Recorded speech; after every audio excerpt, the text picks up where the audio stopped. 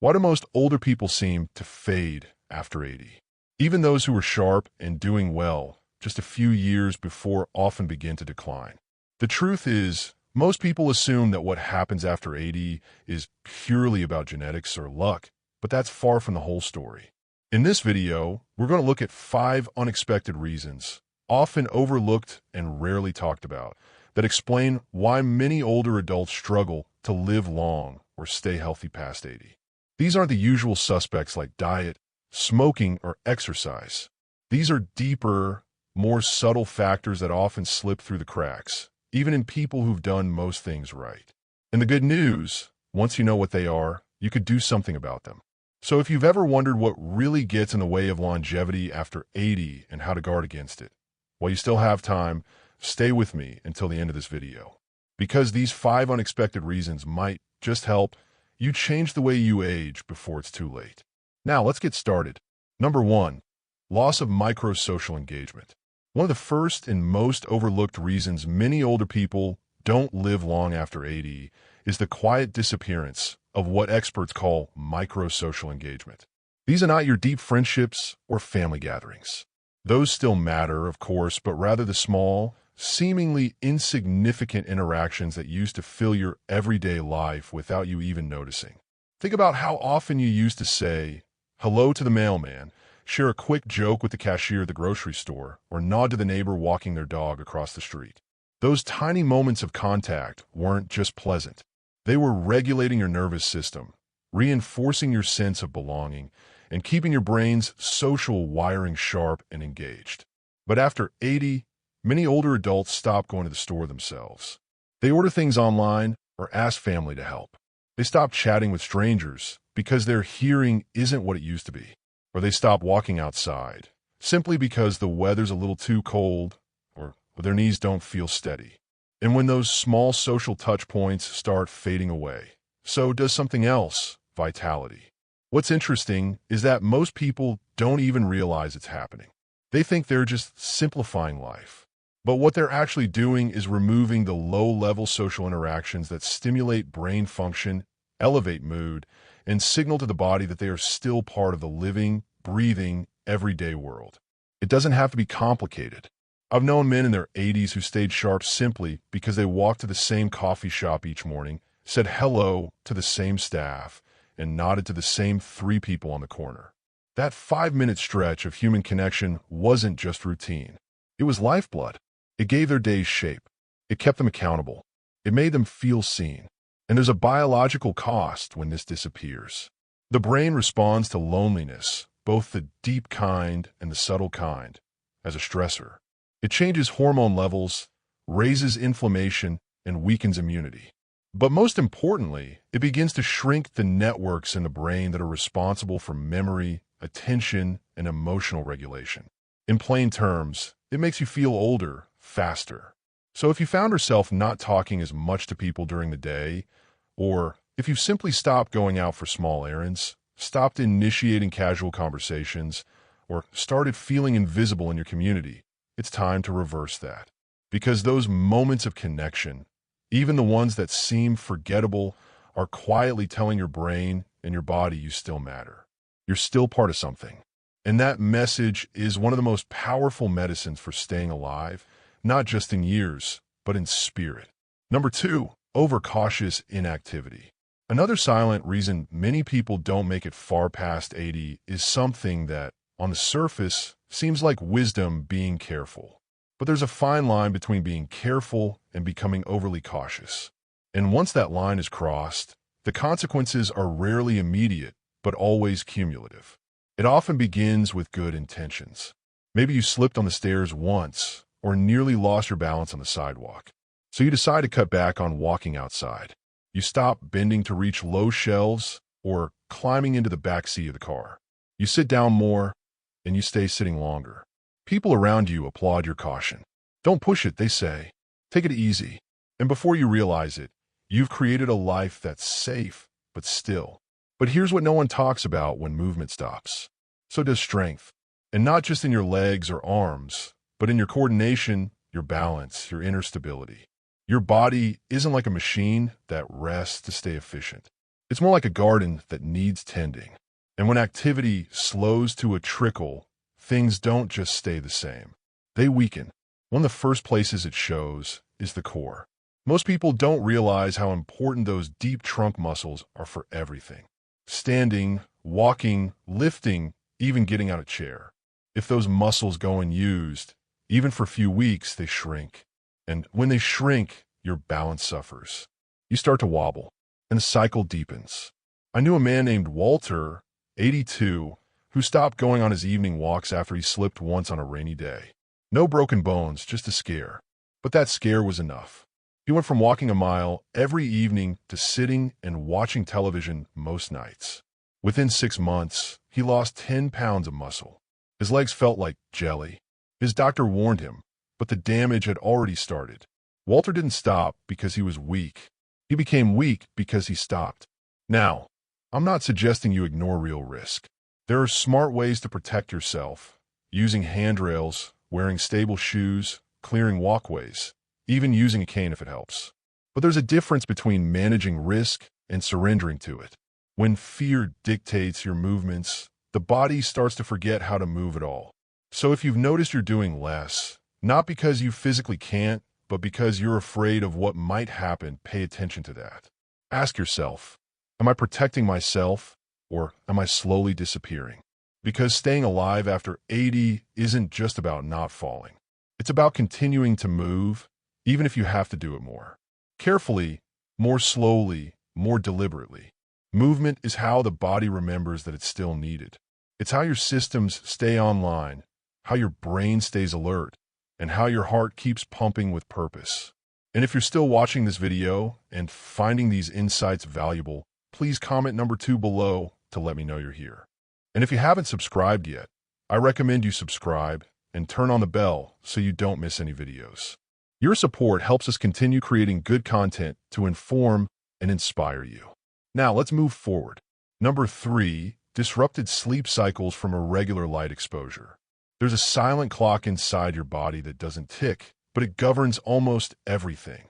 Your mood, your metabolism, your immune system, even how your brain repairs itself at night. And after age 80, this internal clock, your circadian rhythm, becomes especially sensitive. One of the biggest reasons it goes off track, not enough light during the day and too much light at night. You might not notice it at first. Maybe you started sleeping a little more during the day, nodding off in the afternoon sun, or maybe you've stopped going outside regularly, especially in the colder months. You might turn on the TV in the evening or leave the lights on until late while reading or watching a movie. Each of these changes might seem harmless, but together they quietly confuse the body about when it's supposed to be alert and when it's supposed to rest. The body relies on natural light to stay in rhythm. Bright morning light tells your brain it's time to wake up, to get moving, to send energy where it's needed. And darkness at night signals the release of melatonin, that gentle hormone that prepares you for deep healing sleep. But when your eyes don't receive enough of that natural daytime light, or when your evenings are filled with artificial brightness from screens or lamps, your internal signals get scrambled. The result, you might find it harder to fall asleep or harder to stay asleep. You might wake up feeling groggy, even after 8 hours in bed. You might find your energy lagging throughout the day, or your memory feeling a little fuzzier than usual. And over time, that sleep disruption affects more than just your energy. It weakens your immune function, makes your mood less stable, and even increases the risk of cognitive decline. There's also the issue of vitamin D, which the body naturally produces when your skin is exposed to sunlight. After 80, your ability to synthesize vitamin D through the skin decreases, which means regular outdoor exposure becomes even more critical. Without it, your bones, muscles, and immune system all take a hit. I once spoke with a woman named Helen, who was 84 and had been feeling increasingly tired and disoriented. Her blood work looked fine, her diet hadn't changed, and she wasn't taking any new medications. The turning point? Her doctor simply recommended she spend 20 minutes every morning sitting by the window with her blinds wide open and to turn off her screens 1 hour before bed. Within 2 weeks, her sleep improved. So did her memory. So did her mood. It wasn't a new pill. It was light. So if you've been spending most of your time indoors with the curtains drawn, or if your evenings are filled with blue light from a phone or TV, it's time to shift. Try to get outside within an hour of waking up, even if it's just for a few minutes on your porch. Let your eyes and skin soak in that morning light. In the evening, dim the lights. Let your body prepare to wind down. These gentle rhythms are more than comfort. They are survival. Because what many people don't realize is that the body doesn't just get old from wear and tear, it also gets old from disorganization, from systems being out of sync. And restoring your light cues, your sleep schedule, your daily rhythms, that's how you bring that organization back. That's how you tell your body, even at 85 years old, we're still on schedule. We're still in motion. We're still here. Number 4, emotional suppression from loss and isolation. By the time many people reach their 80s, they've carried more loss than most younger folks can imagine. A spouse, a sibling, a lifelong friend, sometimes even a child. And while the outside world may politely offer sympathy, what's rarely acknowledged is just how much those losses accumulate, not just in memory, but in the body. What often happens after 80 isn't just grief, it's emotional suppression. It's the slow, quiet habit of swallowing the pain instead of expressing it, of putting on a brave face because you feel like you should be used to it by now, or because there's no one left who really understands the depth of what you've lost. But here's the truth the body doesn't forget. When grief isn't processed, when it's not spoken, not shared, not felt fully, it doesn't just disappear. It gets stored, and over time, that emotional weight becomes physical. It starts to affect your immune system, your digestion, your sleep. It changes your hormones. It puts your nervous system in a constant state of quiet tension. And the hardest part, it happens silently. On the outside, you might look calm. You might even say you're fine. But if your shoulders have grown a little heavier, if your breathing is a bit shallower, if your spark has dimmed just enough that you no longer feel like yourself, grief might be the reason, even if you haven't spoken about it in years. I remember a man named George, 86, who lost his wife of 60 years. He didn't cry much, said it wasn't his way, said he was doing all right. But within a year, he'd lost weight, stopped going to the senior center, and began having trouble sleeping. Not because of illness, but because his body was carrying sorrow it had never been allowed to release. You see, emotional pain doesn't need to be dramatic to be damaging.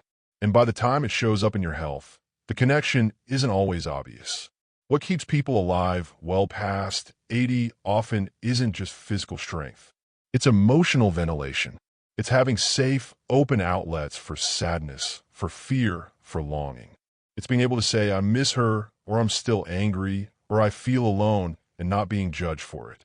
That kind of release is what lets the heart breathe again. And when the heart can breathe, the body can heal. That's why people who live long tend to have some kind of outlet. Maybe it's a trusted friend. Maybe it's a journal. Maybe it's faith, or a community group, or even a therapist who helps them unpack the stories they've carried for decades. Whatever the form, the principle is the same. What gets expressed can be transformed. What gets buried festers. So if you've been holding something in, not because you want to, but because you didn't know where to put it, it's time to make space. Not just for the sake of your emotions, but for your life. Because the truth is, the heart can only carry so much before it starts to quietly shut down.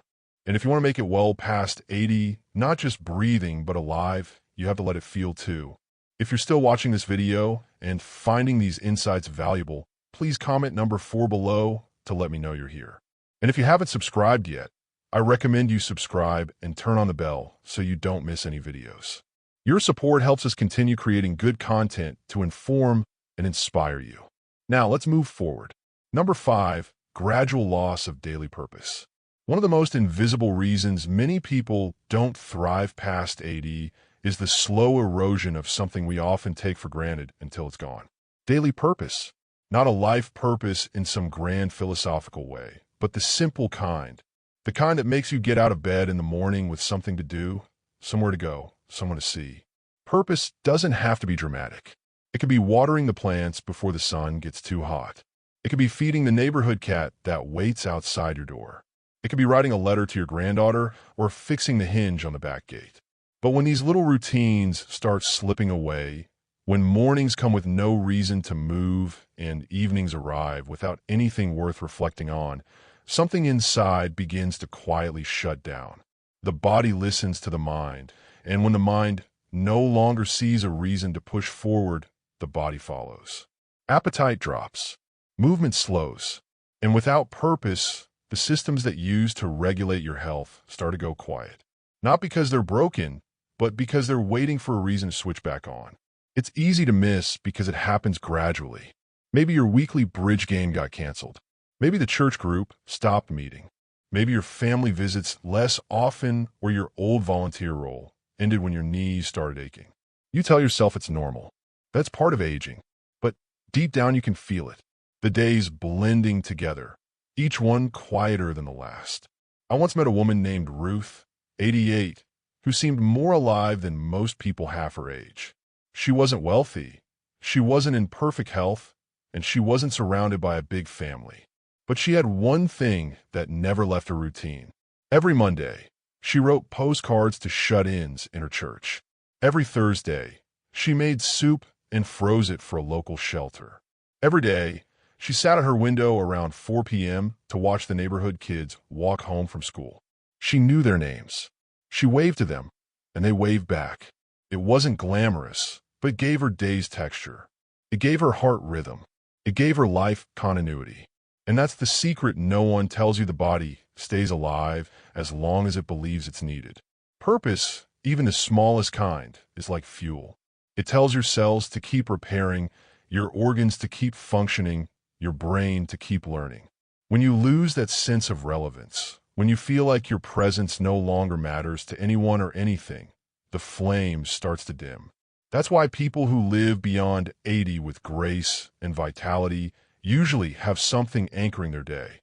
It could be a garden, a pet, a journal, a ritual, a phone call, a simple morning prayer. What matters isn't the scale, it's the consistency. It's knowing that when you open your eyes in the morning, there's a reason to rise. So if you've been feeling a little adrift, like your days have lost shape or meaning, don't ignore it. That's not just sadness. It's a signal. Your body is asking for rhythm again, for structure, for connection, for purpose.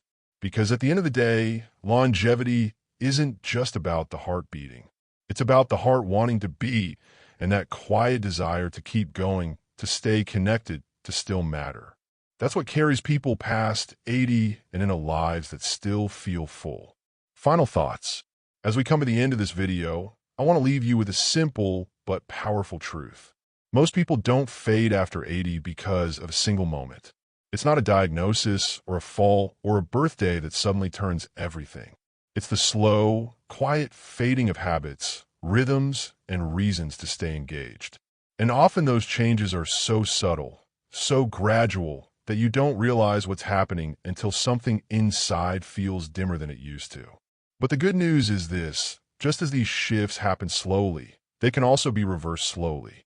One walk outside, one extra conversation with someone at the store, one small stretch in the morning, one thing you do today, not because you have to, but because it brings structure, connection, or meaning.